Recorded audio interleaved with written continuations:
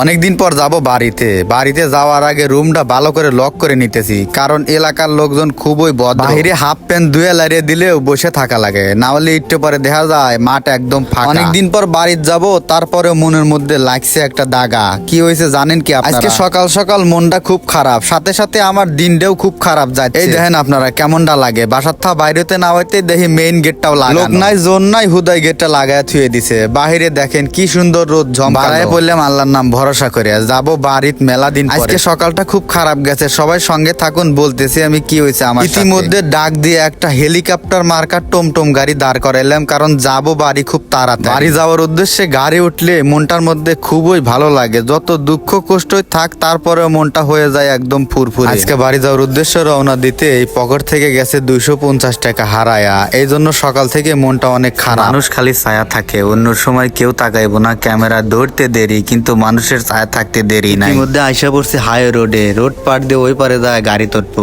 গাড়িগুলো একটু সাইড দিলাম, নাহলে বাইজে আবার বাইঙ্গে যেতে পারে। হাই রোডে এসে বড় গাড়িতে না উঠলাম সিএনজিতে, পাতাইলে রাস্তাতে দিছি রওনা, বাড়িতে যাব খুব দ্রুত। আমার বাড়িও মেলা দূর, তাই গাড়ি বদলান লাগে 100 বার। সিএনজি থেকে নাইমে একটা খাইলাম কেক, সিএনজি থেকে নাইমে আর এক সিএনজি উঠে আবার দিলাম রওনা, কারণ বাড়ি যাওয়ার যে খুব বাড়ি রাস্তা শুনশান ফাঁকা দেখে মনের মধ্যে দিল একটা জায়গা। বাড়িতে যাব দ্রুত, তাই আটকাইবে কোন কাকা বইছে পাশেই। এই কাকা দেখে ক্যামেরার দিকে চুপি চুপি তাকায়। ইতিমধ্যে রাস্তায় এসে সিএনজি হলো নষ্ট, মনে অনেক কষ্ট, তাই আমিও বট গাছের ছায়ায় দাঁড়ায় আছি, জলজন্ত মানুষ স্পষ্ট। সিএনজিটা এমন জায়গা নষ্ট হয়েছে, রাস্তাঘাট ফাঁকা, অন্য কোনো গাড়িতে উঠবো এরকম কোনো বাও নাই গো কাকা। তাই বসে বসে কি করব, মোবাইলে রিলস দেখি একা। দিনটা যখন খারাপ যায়, মনটা যখন খারাপ হয়, চারদিক থেকে সবকিছু ঘিরে ধরে আমাকে। পাশেই দোকানে কলা আছে, খাবো গো, নাই তেমন টাকা।